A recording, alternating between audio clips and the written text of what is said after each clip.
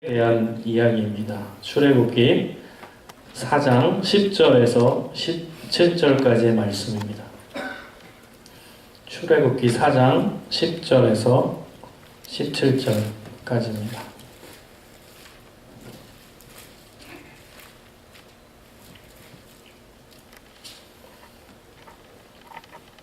다 찾았으면 한 목소리로 함께 읽겠습니다. 시작. 모세가 여호와께 고하되 주여 나는 본래 말에 능한 자라. 주께서 주의 종에게 명하신 후에도 그러하니 나는 입이 뻣뻣하고 혀가 둔한 자니이다. 여호와께서 그에게 이르시되 누가 사람의 입을 지었느뇨 누가 벙어리나 귀머거리나 눈 밝은 자나 소경이 되게 하였느뇨 나 여호와가 아니뇨. 이제 가라 내가 내 입과 함께 있어서 할 말을 가르치리라. 모세가 가로되 주여 보낼 만한 자를 보내소서. 여호와께서 모세를 향하여 노를 바라시고 가라사대 레위 사람 내 형 아론이 있지 아니하뇨 그의 말 잘함을 내가 아노라. 그가 너를 만나러 나오나니 그가 너를 볼 때에 마음이 기뻐할 것이라. 너는 그에게 말하고 그 입에 말을 주라. 내가 내 입과 그의 입에 함께 있어서 너의 행할 일을 가르치리라. 그가 너를 대신하여 백성에게 말할 것이니 그는 내 입을 대신할 것이요 너는 그에게 하나님같이 되리라. 너는 이 지팡이를 손에 잡고 이것으로 이적을 행할지니라. 아멘.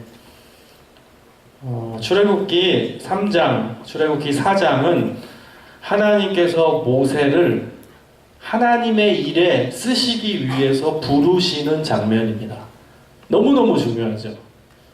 이스라엘 민족의 기억 속에, 역사 속에 가장 중요했던 사건이 뭐예요? 출애굽입니다. 출이집트예요. 이집트에서 나오는 이야기예요. 이집트에서 나오는 사건이 지금 이스라엘 역사 속에서 가장 중요했던 역사입니다. 그 역사의 리더가 누구였어요? 모세였죠. 그 모세를 하나님께서 부르시는 장면이에요. 하나님께서 모세를 택하셔가지고 당신의 사역에 쓰시는 장면이에요. 그러니 얼마나 중요한 본문입니까? 여러분 성경을 읽으면서 뭘 느껴야 돼요? 하나님은 출애굽기 시대의 하나님이나 지금 이 시대의 하나님이나 다른 분이에요? 같은 분이라는 거예요. 그래서 여러분이 성경을 보면서 같은 하나님임을 까먹지 마세요. 그러면 하나님이 찾으시는 사람에 대한 기준은 모세 시대 때나 지금이나 똑같다는 거예요. 우린 그걸 봐야 돼요. 하나님이 역사에서 성경에서 어떤 사람들을 쓰시고 그에게 기름 부어주시고 그에게 축복하시면서 당신의 사역으로 이끄실 때 그 하나님이나 지금 이 시대 하나님이나 똑같다는 거예요. 그래서 성경을 보면서 어떤 사람을 하나님이 선택하시는가, 하나님이 어떤 사람을 당신의 사역으로 인도하시는가를 보면 지금 이 시대에 찾으시는 하나님의 사람도 똑같다는 거예요. 하나님의 사람의 분명한 기준이 있다는 거예요. 하나님이 어떤 사람을 선택하시는지, 하나님께서 어떤 사람을 당신의 사역에 쓰시는지, 어떤 사람을 리더로 세우시는지를 성경을 통해 우리는 알 수 있다는 것입니다. 제가 출애굽기 3장과 4장을 간단히 설명을 드릴게요. 모세가 여러분 이집트의 왕자였던 건 아시죠?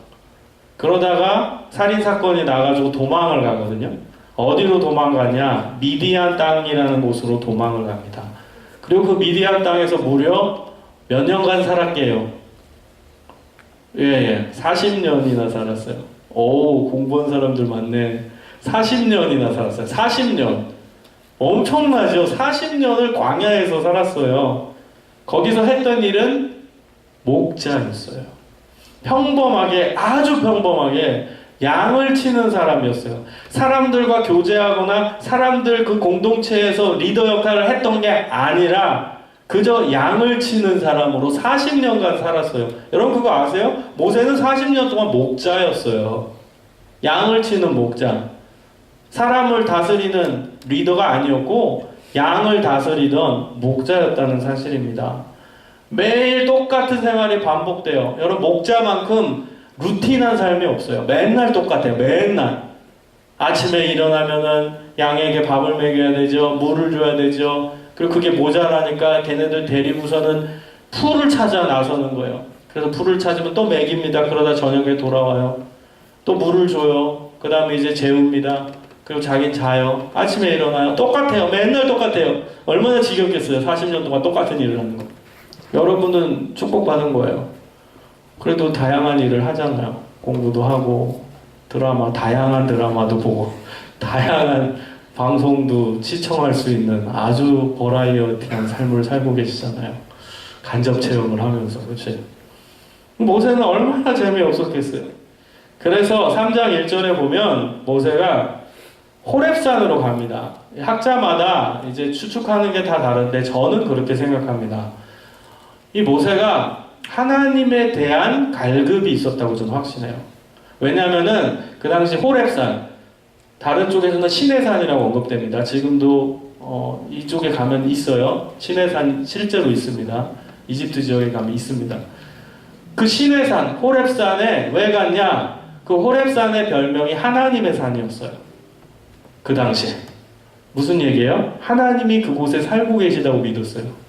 사람들이. 위대한 사람들이. 그러니까 이 모세도 하나님에 대한 이 갈망이 생기는 거예요. 맨날 목자로서 양을 치다가 이제 지겨운 거죠. 목자는 산에 갈 필요가 없습니다. 초원에 가야 돼요. 그래서 풀을 찾아야 돼요. 그게 목자 역할이지 목자는 등산하는 사람이 아니에요. 산을 싫어합니다. 산에 양 데리고 가면 양 죽어요. 그래서 산에 갈 일이 없어요. 근데 모세는 지금 산을 향해서 가고 있어요. 하나님의 산 호렙, 시내산. 영적인 갈망이 있는 거예요. 뭔가 찾고 싶은 거예요. 저희가 하나님의 산이라고 얘기를 하는데 그곳에 가면 뭔가 영적인 게 있지 않을까? 내 루틴한 삶에서 절망적인 삶, 재미없는 인생이 뚫리지 않을까? 뭔가 하나님을 만나면, 신을 만나면 내 인생이 바뀌지 않을까? 이 뻔한 삶이 뭔가 가치 있는 삶이 되지 않을까? 갈망이 있었던 거예요. 그래서 여러분, 신앙의 출발은 갈망이에요. 하나님을 향한 갈망이 있어야 돼요. 내 뻔한 삶에 대한 빠져나오고 싶은 욕망이 있어야 돼요. 루틴한 삶에서 뭔가 굵직한 삶, 뭔가 영적인 삶, 뭔가 다른 것 사람과 다른 열정적인 삶을 원하는 갈망이 있어야 돼요. 기독교 신앙은 갈망에서 출발합니다. 하나님을 향한 갈망, 새로운 삶을 향한 갈망, 하나님께 쓰임받고 싶다는 갈망, 그 갈망에서 시작돼요. 원함이 있어야 돼요. 원해야 돼요. 여러분이 강렬하게 원해야 돼요. 자, 드디어 모세가 호렙산에 갔어요. 거기서 놀라운 것을 보죠. 뭘 봤죠? 떨기나무를 봤어요. 근데 그 떨기나무에 불이 붙었는데 타지가 않는 거예요. 떨기나무는요, 가시나무과예요. 굉장히 얇아요. 그래서 불이 붙으면 금방 타서 재가 돼요. 근데 불이 붙었는데 재가 안 되는 거야. 계속 타고 있는 거야. 너무 신기한 거야. 그래서 이 모세가 그 떨기나무를 향해 한 걸음 한 걸음 갑니다. 신기할 거 아니야. 안 타는 거야, 떨기나무. 자, 그 앞에 갔어요. 이제 그 떨기나무를 쳐다봅니다. 만지고 싶은 욕망이 들어요. 만지고 싶어요. 그러자 갑자기 음성이 들립니다. 하나님과의 대면, 하나님과의 만남이 시작됐어요. 하나님이 모세를 향해서 외치는 거예요. 여러분 집에 가서 시간이 있으면 꼭 3장과 4장을 읽어보세요. 출애굽기 3장과 4장. 출애굽기 3장 4절을 보면 이렇게 나옵니다. 여호와께서 그가 보려고 돌이켜오는 것을 보신지라 하나님이 떨기나무 가운데서 그를 불러, 그가 모세죠. 모세를 불러 가라사대 모세야 모세야 하심에 그가 가로되 깜짝 놀랐겠죠. 예, 내가 여기 있습니다. 이렇게 답한 거예요. 그리고 하나님이 말씀하십니다. 가까이 오지 마라. 그 네 신발을 벗어라. 하나님은 거룩한 분이에요. 근데 네 신에 때가 많이 묻어 있다는 거예요. 죄가 있다는 뜻이겠죠. 영적인 의미로. 그가 나에게 더 접근하지 말라는 거예요. 신을 벗으래. 너의 죄를 벗어버리래. 회개죠, 회개. 여기서 여러분 공식이 다 나온다니까요. 하나님께 가까이 가려면 제일 먼저 신을 벗는 거예요. 회개하는 거예요. 내 죄의 부분을 내려놔야 그 다음 하나님의 음성을 들을 수 있고 하나님께 더 가까이 가는 거예요. 자, 그 다음에 이제 하나님이 본인을 얘기하는 거예요. 불렀으니까 내가 누군지 밝혀야 될 거 아니에요. 6절을 보세요. 3장 6절. 나는 내 조상의 하나님이니 아브라함의 하나님, 이삭의 하나님, 야곱의 하나님이니라 얘기를 한 거예요. 너 이집트 출신 아니지. 원래 너 이스라엘 사람이지. 그렇다면 너네 이스라엘의 역사를 알지. 너네 조상 아브라함 알지. 그리고 아브라함의 아들 이삭 알지. 그리고 이삭의 아들 야곱 알지. 내가 그 하나님이야.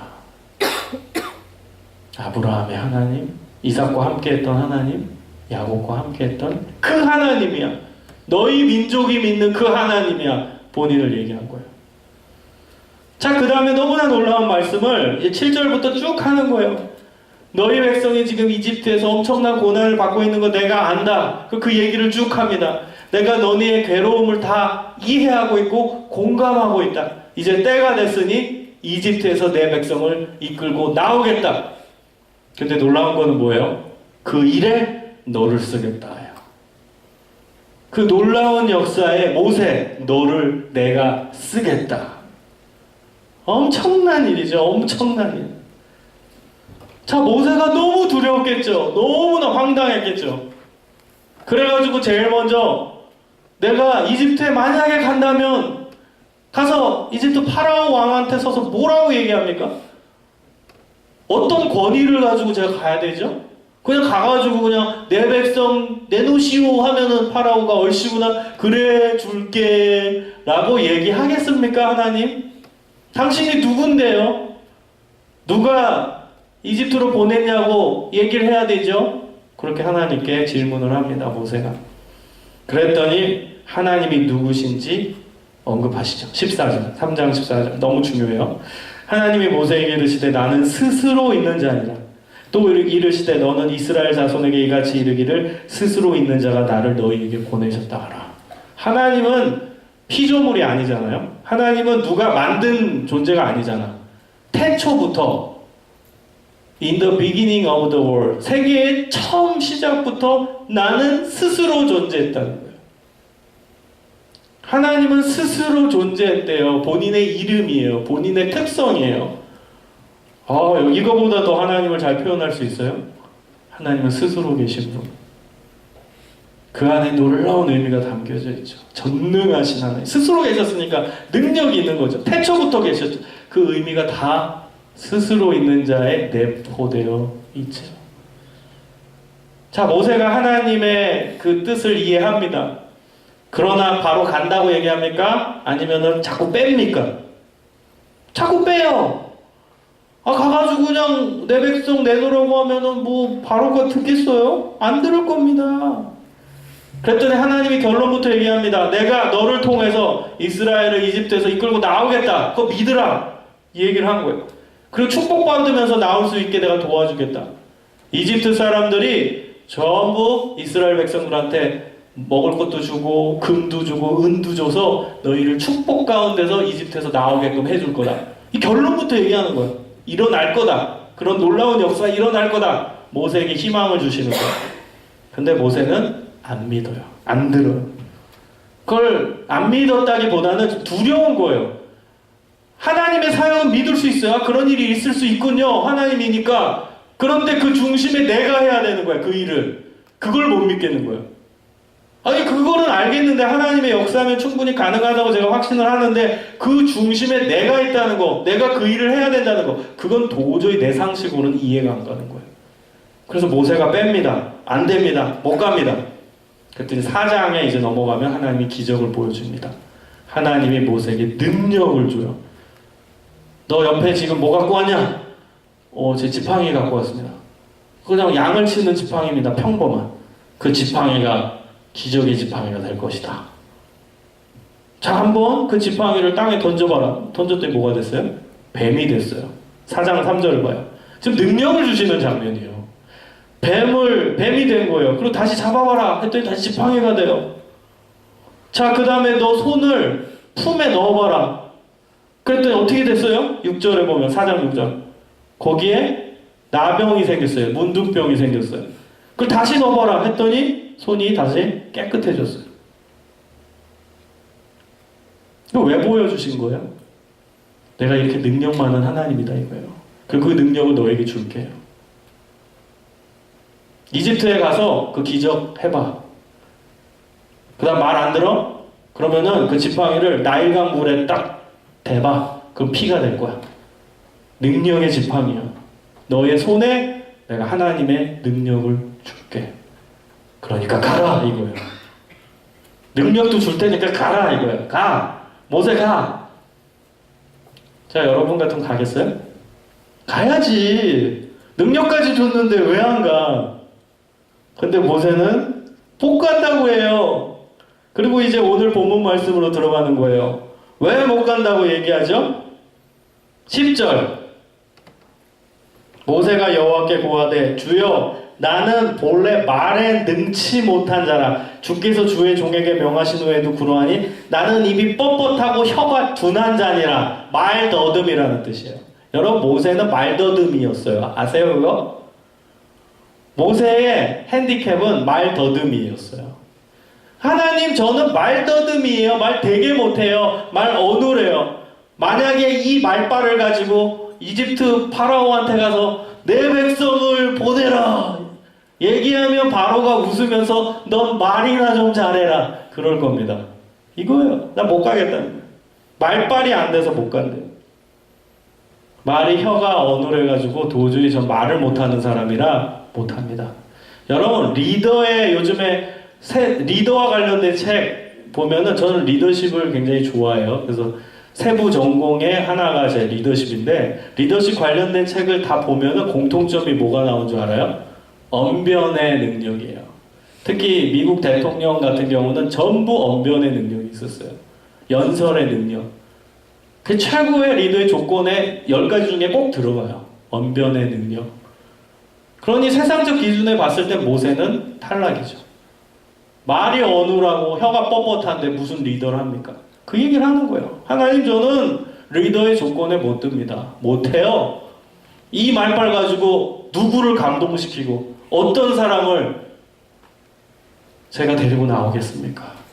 파라오가 저를 웃으면서 그냥 너 혼자 나가라고 할 겁니다. 혹은 이집트에 있는 이스라엘 백성한테 제가 얘기했을 때 권위가 서겠습니까? 이렇게 말을 못하는데. 자, 그랬더니 이제 하나님이 화딱지가 나십니다. 14절에서 16절에 하나님이 말씀하십니다. 여호와께서 모세를 향하여 노하여 이르시되, 이게 뭐예요? 화나셨다는 거죠. 하나님이 이제 화가 난 거야. 이제 참다 이제 화딱지가 나서 뭐라고 얘기해요?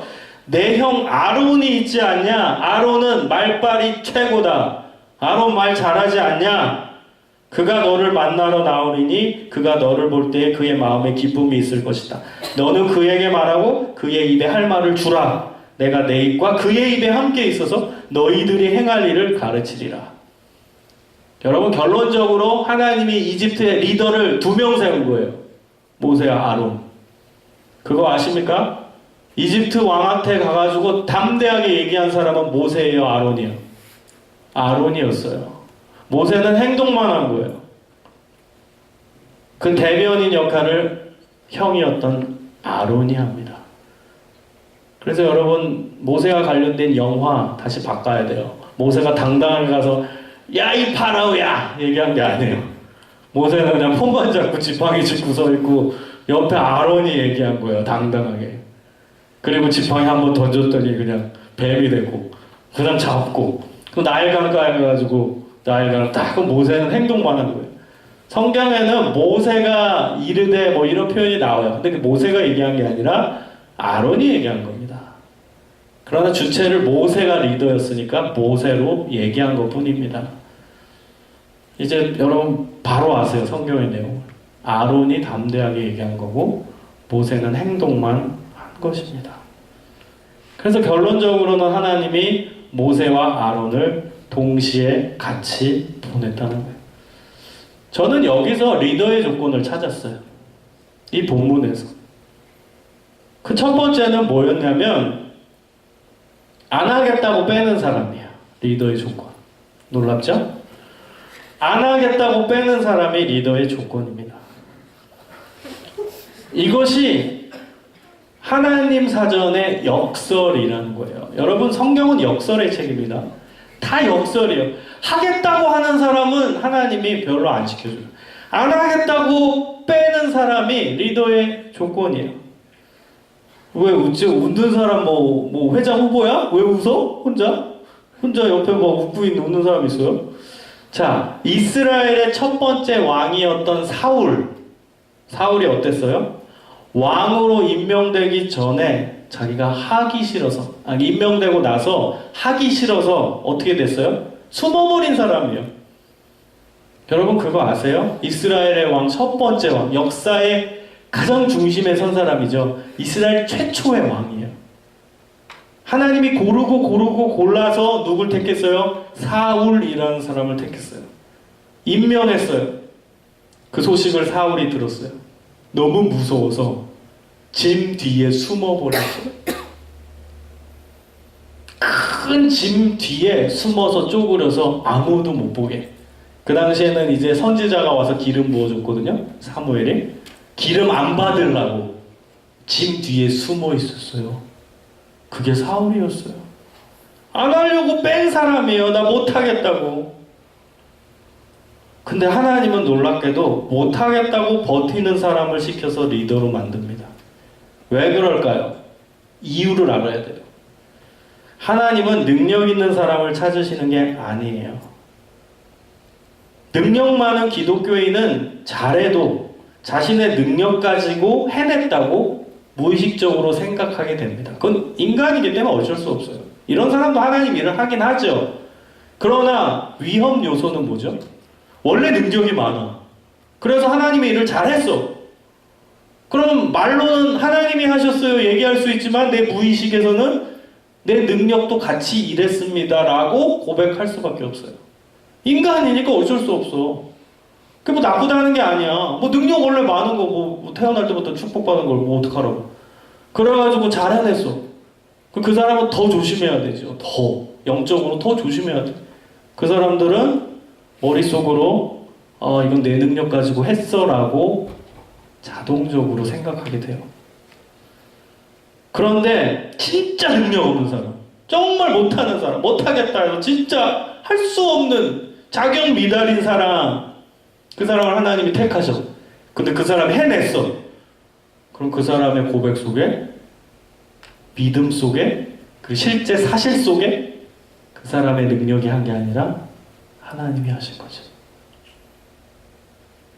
그래서 하나님은 없는 사람을 택해서 쓰시는 거예요. 다시 말하면 하나님만 의지할 수밖에 없는 사람을 하나님이 택하시고 리더로 쓰시는 거예요. 모세는 능력이 없었어요. 리더로 뭐 자질로서 준비됐냐? 아니에요. 모세는 40년 동안 그저 양을 치던 목자였어요. 그리고 살인자였어요. 말도 못하는 사람이었어요. 이제 나이가 얼추 찰 정도가 아니라 할아버지가 됐어요. 80세였어요. 80세. 이제 할 수 있는 게 없다고 다 포기했을 때예요. 그때 하나님은 모세를 이스라엘 역사에 가장 중요한 일을 할 때 택하시고 쓰시는 거예요. 이게 하나님의 놀라운 반전입니다. 하나님은 안 된다, 못한다 할 때 쓰신다니까? 나 능력 없어요. 하나님 나 못하겠어요. 할 때 쓰신다니까? 아무리 내가 취업을 하려고 수백 군데 지원해도 다 떨어졌는데 나 이제 취업 안 할랍니다. 이러다가 그냥 살랍니다. 할 때 된다니까? 참 신기합니다. 그게 왜 그런 줄 아세요? 두 손 두 발 다 들라는 거예요. 하나님 입장에서. 네 능력 갖고 나는 하기를 원치 않아. 두 손 두 발 다 들고 하나님 없이면 난 못합니다. 그걸 고백하게끔 만드는 거예요. 하나님 없이는 난 못합니다. 하나님 의지하지 않고는 난 할 수 있는 게 없습니다. 그 고백이 내 삶 속에서 터져나오길 원하는 거예요. 그때 하나님은 그 사람을 쓰시는 거예요. 그 사람을 리더로 택하시는 거예요. 그럼 여러분, 이건 무서운 거예요. 돌려 얘기하면 뭘까요? 이걸 반대로 하면 하나님은 어떤 사람을 리더의 자리에서 끌어내리실까요? 어떤 사람을? 하나님만 의지하지 않고 자신의 능력을 의지할 때 그때 하나님은 리더의 자리에서 끌어내리는 거예요. 여러분, 모세는 리더로 활동했어요. 결국엔 하나님의 역사를 이뤘어요. 그래서 이집트에서 이스라엘 백성들을 다 이끌고 나왔어요. 그래서 광야에서 40년 다 지나고 가나안 땅에 이제 들어갈 찰나예요. 그리고 결론적으로는 가나안 땅에 다 들어갔어요. 이스라엘 사람들은. 물론 2세들이 들어갔지만. 근데 모세는 들어갔어요? 못 들어갔어요? 못 들어갔어요. 리더의 자리에서 은퇴한 거예요. 왜 은퇴됐는 줄 아세요? 그의 마음에 교만함이 왔을 때. 그의 마음에 하나님만 의지하지 않을 때 하나님은 은퇴를 명령하시는 거예요. 어떤 일이 있었냐? 이제 이집트에서 나와서 광야에서 여러 이제 고난을 겪다가 목이 너무 마른 거예요, 이스라엘 백성들이.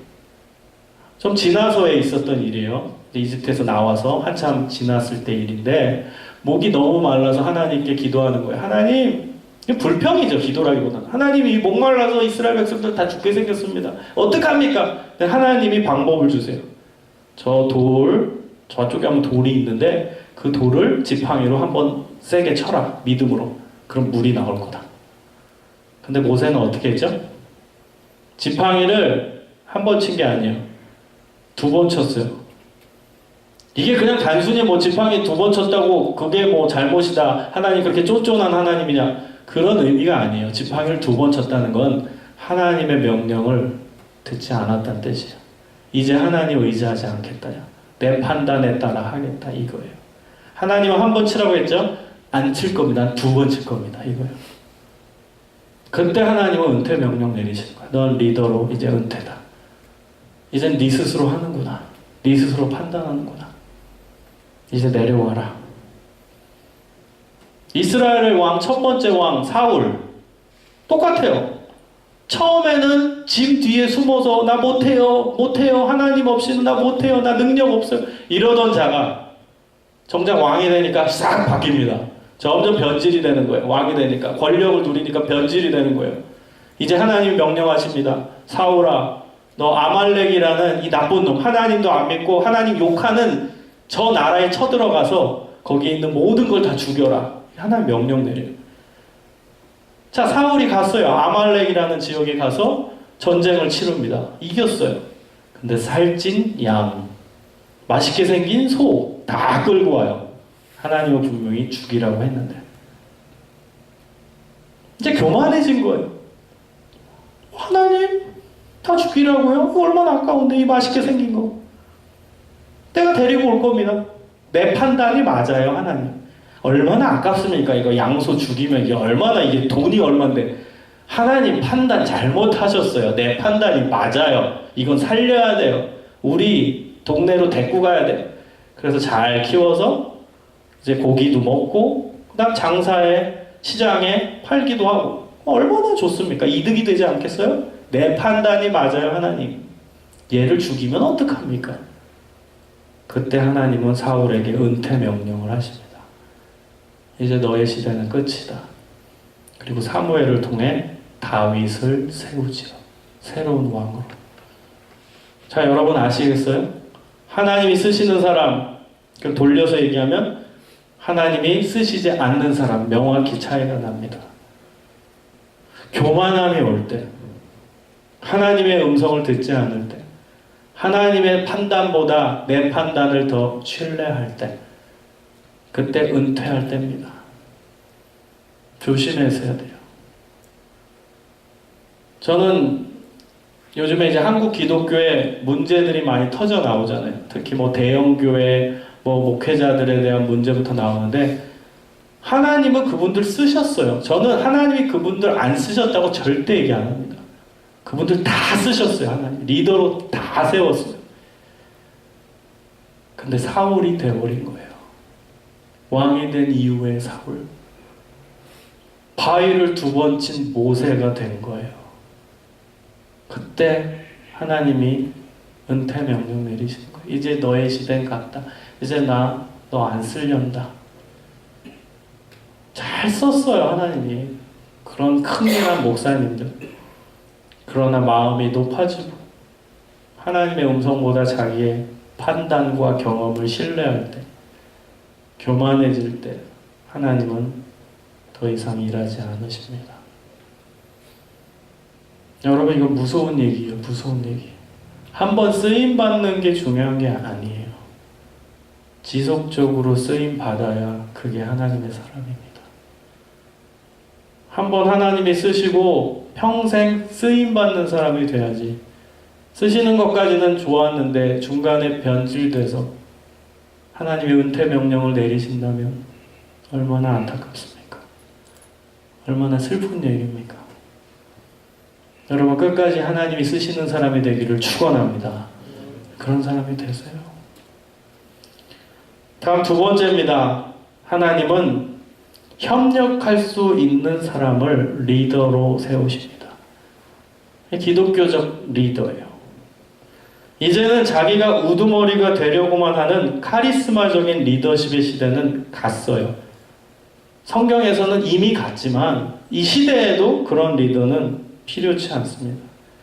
이제는 자기 외에 다른 리더들을 세워서 함께 동역할 수 있는 리더, 나 외의 다른 리더들을 적재적소에 배치하는 시스템 중심의 리더, 각자의 위치에서 솔선수범을 보이는 리더가 필요한 시대입니다. 이 모든 것을 종합하는 한마디는 성실한 동역입니다. 동역. 성실한 동역. 여러분, 이제는 전문화된 사회이기 때문에 혼자 모든 것을 해나가기는 힘들어요. 서로 동역하면서 일을 해야 돼요. 자신에게 부족한 면은 옆 사람이 보완해 주는 거예요. 그 다음에 옆 사람이 부족한 것은 내가 도와주는 거예요. 요즘에 실험하는 교회지만 그런 전문 목회라는 게 있습니다. 물론 이건 논란이 있지만 저는 리더십의 측면에서는 아주 좋다고 생각해요. 어떤 실험적인 교회가 있냐? 전문 목회를 하는 거예요. 그러니까 상담을 전공하신 목사님은 상담만 해요. 딴 거 안 하고. 행정학과를 나와서 행정학 석사를 밟고 기본적으로 행정을 전공한 분은 교회 행정만 하는 행정 목사. 그 다음에 설교학을 전공하고 설교에 달란트가 있는 분은 설교 목사로 설교만 합니다. 그런 전문 목회를 하는 실험 교회들이 있어요. 물론 잘 되지는 않습니다.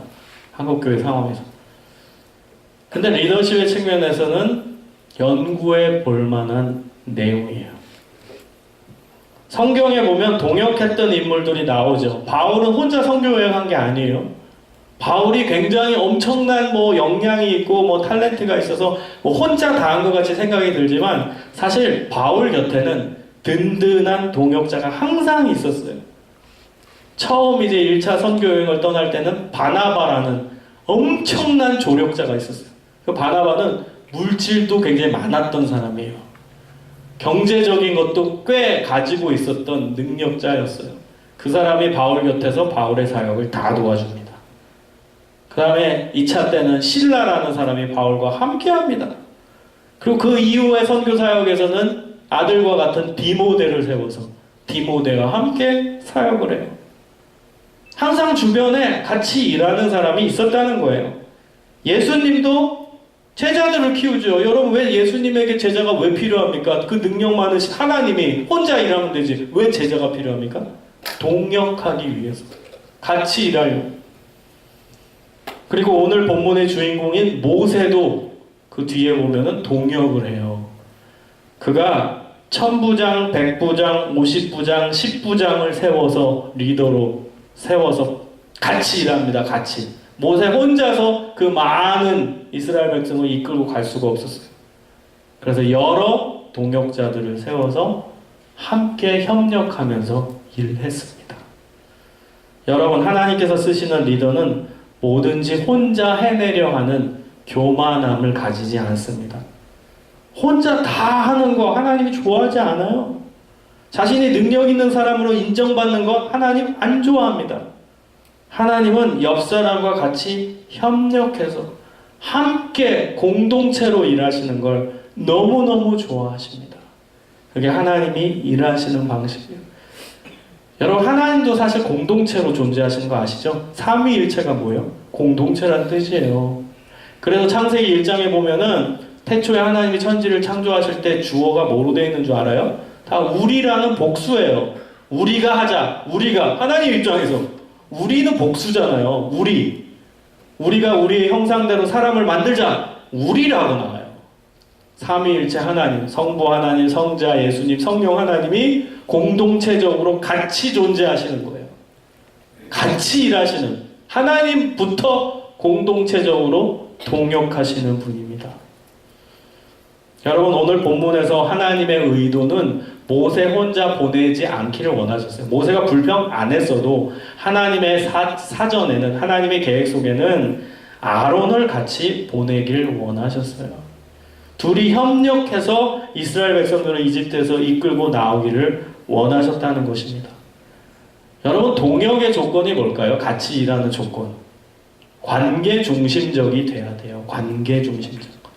기독교의 리더는 일 중심이 아니에요. 관계 중심입니다. 세상은 일이 더 중요해요. 그러나 교회는, 하나님 세계에서는 관계가 더 중요합니다. 더 중요한 정도가 아니라 훨씬 중요합니다. 만약에 일이 별로 안 됐어. 근데 관계는 잘 됐어. 그럼 그거 성공한 거예요. 근데 일은 기가 막히게 됐는데 관계가 다 깨졌어. 그건 실패한 겁니다. 관계가 가장 중요해요. 제가 좋아하는 학자가 있습니다. 경영학자 겸 사회학자 겸, 여러분도 많이 알 겁니다. 피터 드러커라는 사람이 있어요.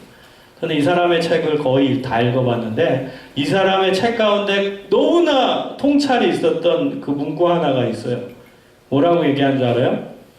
이 사람이 경영의 전문가잖아요. 사회학적인 경영인데 경영을 정의합니다. 아주 간단해요. 경영이란 돈을 버는 것이 아니라 사람을 얻는 것이다. 너무나 통찰력 있는 말이죠. 경영은 돈을 버는 게 아니라 사람을 얻는 게 경영이래요. 기독교의 리더를 정확히 표현해 준 거예요. 사람을 얻어야 돼요. 사람. 가끔 대형교회 목사님들 중에 관계보다 일이 먼저인 분들이 있어요. 저도 많이 알고 있어요. 그래서 교회는 일이 잘 돼서 커졌는지는 모르지만 그 아래 같이 일했던 부목사들과는 원수가 됩니다. 부목사님들이 그 교회를 떠나서 그 교회 담임 목사니까 원수가 돼요. 많이 압니다. 저도 그런 교회. 특히 대형교회 많아요. 그러니까 일이 잘 되니까 대형교회가 됐겠죠. 일 중심이니까 뭐 일이 효율적으로 잘 돌아가고 뭐 이 프로그램도 잘 돌아가고, 그러니까 뭐 대형교회가 될 수 있는 조건. 나 대형교회를 까는 게 아니에요. 대형교회 중에 그런 데가 있다는 거예요.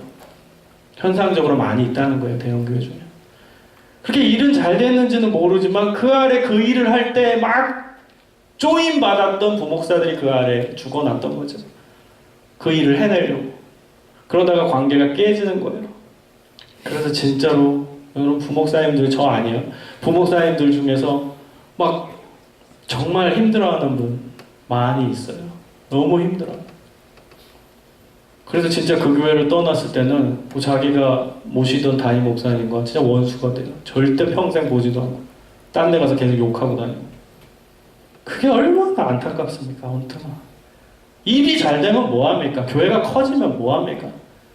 그 바로 아래에 있던 부목사들과 관계가 깨지면 무슨 소용입니까? 저는 아니라고 생각해요.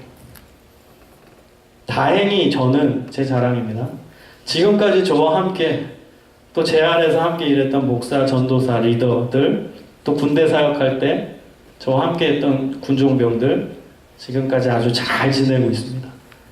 지금도 연락이 끊어진 사람 거의 없습니다.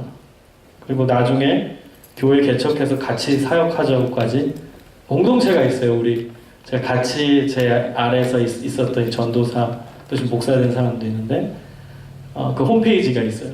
거기서 같이 교회 개척하자 한국 들어와서 지금 그러고 있습니다. 그래서 저는 그걸 보람으로 느껴요.